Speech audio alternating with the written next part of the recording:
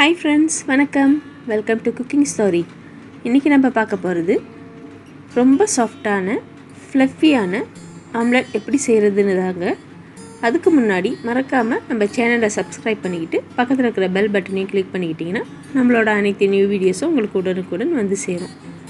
Okay friends, வாங்க இப்போ போய் சமையலை பார்க்கலாம்.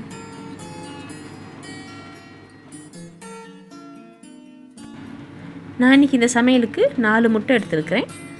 முட்டையை எக் செப்பரேட்டர் யூஸ் பண்ணி மஞ்சக்கரு தனியாக வெள்ளைக்கரு தனியாக தனித்தனி பவுலில் போட்டு வச்சுக்கோங்க.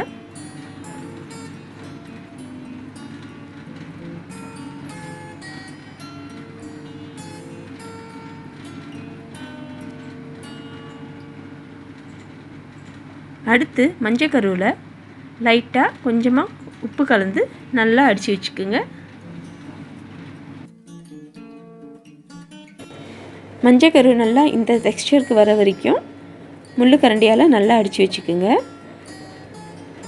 அடுத்தது வெள்ளைக்கரு எடுத்து வச்சுக்கோங்க. அதில் லைட்டாக உப்பு போட்டு அதையும் நல்லா அடித்து வச்சுக்கோங்க. வெள்ளைக்கரு ஃபுல்லாக இந்த மாதிரி பபலாக வந்துடணும். ஃபுல் பபலாக வர வரைக்கும் நல்லா அடித்து வச்சுக்கோங்க.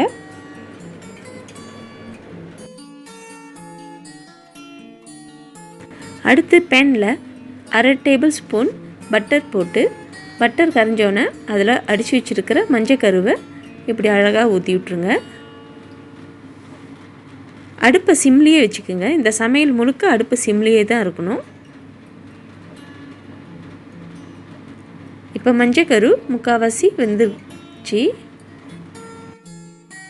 இப்போ வெள்ளைக்கருவோட ஃபார்ம் எடுத்து இது மேலே அழகாக இப்படி போட்டு விடுங்க. ரவுண்ட் ஷேப்புக்கு கரெக்டாக இப்படி தடவி விடுங்க.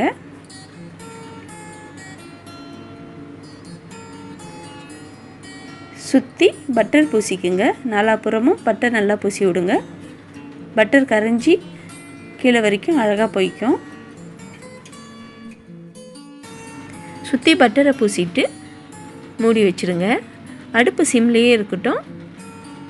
அப்போ தான் நல்லா வெந்து வெள்ளைக்கரு நல்லா உப்பி மேலார வரும். ரொம்ப ஸ்பான்ச்சியாக இருக்கும். இப்போ பாருங்கள், இந்த மாதிரி தான் இருக்கும். இப்போ ஆம்லெட் ரெடி ஆயிடுச்சு. அதை எடுத்து ஒரு தட்டில் போட்டு வச்சுக்கோங்க.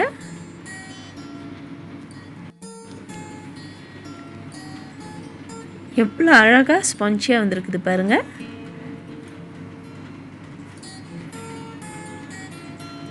இப்போது ஒரு கத்தி எடுத்து சென்டரில் இப்படி அழகாக வெட்டிக்குங்க.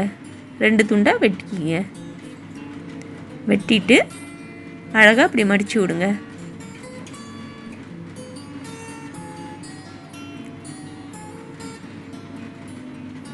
அவ்வளோதாங்க. எவ்வளோ ஃப்ளஃபியாக எவ்வளோ சாஃப்டாக வந்திருக்குது பாருங்கள். இதை நீங்கள் மார்னிங் பிரேக்ஃபாஸ்ட்க்கும் சாப்பிட்லாம், ஈவினிங் ஸ்நாக்காக கூட சாப்பிட்லாம்.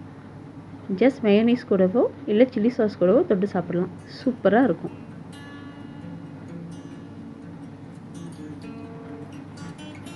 நான் சில்லி சாஸை ஊற்றி இப்போ ட்ரை பண்ணி பார்க்க போகிறேன்.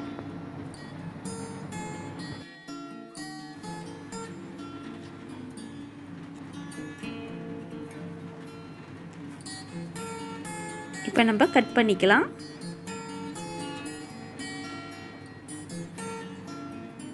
பயங்கர சாஃப்டாக இருக்குதுங்க. கேக்கு மாதிரி இருக்குது.